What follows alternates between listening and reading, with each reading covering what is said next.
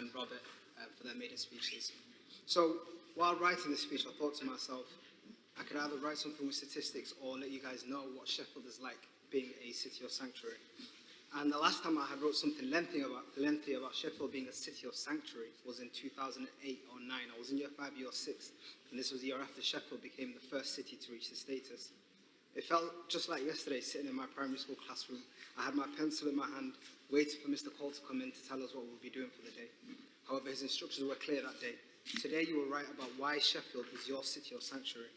Bear in mind, all but 2 students in my class were children of families that came from that fleeing war, so they were migrants.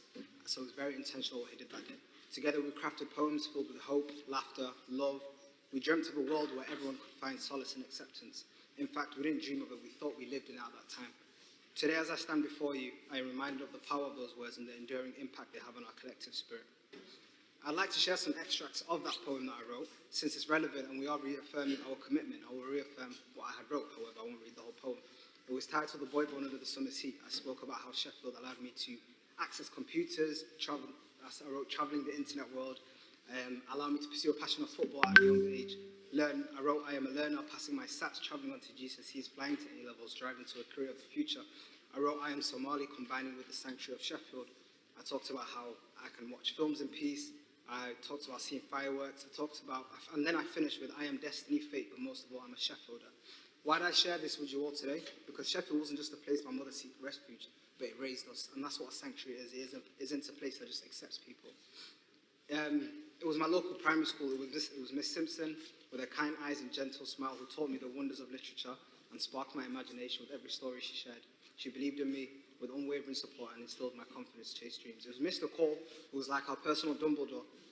There was plenty of people who helped raise us, but they didn't just raise me, they helped raise my mum in this country. My mum grew up telling stories of being in the beach with her friends, and she no longer knows that are alive or dead.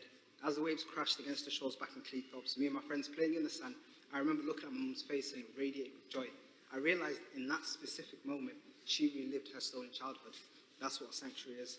It was a day of pure bliss. I can see that it's gone red, so I'm going to skip a little bit and go straight to making you guys realize that today it is them. And I don't like using them versus us, but today it's them, and tomorrow it could be you. Whether it's climate change, and yes, it is very real. If you do not see the crossing the channel as humans just like you, and rather as others, while not seeing climate change as a legitimate reason to seek safety, then let's bring it closer to home. Look at Wales, for example. Only recently was there a sudden realization that the sea is so close to Fairborn in Wales that the whole village might need to be relocated. That's Wales. You can get there in about 3-4 hours. An extract that I thought was powerful from somebody down in Fairborn, and I feel like it's a mentality a lot of people have in here. She said, this is going to happen elsewhere. Sometimes you have to see someone else go through it. We just happen to be first. That's in hindsight. Today it's them and tomorrow it could be you. Whether it's a decision made by profit-hungry warmongers in a room much smaller than this, wearing the same suits as many of you. So but being a migrant is closer to your reality than you guys think. I'm going to skip because I can see from the corner of my eye. I am indulging you. Conclusion. Let us cherish the stories of sanctuary like mine that reside within the walls of Sheffield. Let us continue to foster an inclusive and welcoming environment, a place where everyone, regardless of their origin, finds comfort, support, and the opportunity to thrive. Together, we can ensure that Sheffield remains a sanctuary and acts on it, not just lip service. A beacon of hope and compassion for generations to come, and a place that prides itself on being on the right side of history.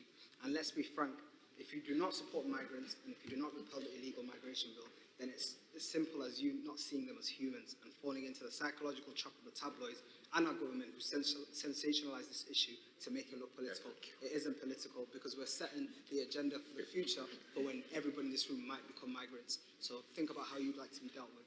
And remember, history remembers those who fight. Okay, thank you. Thank you very much.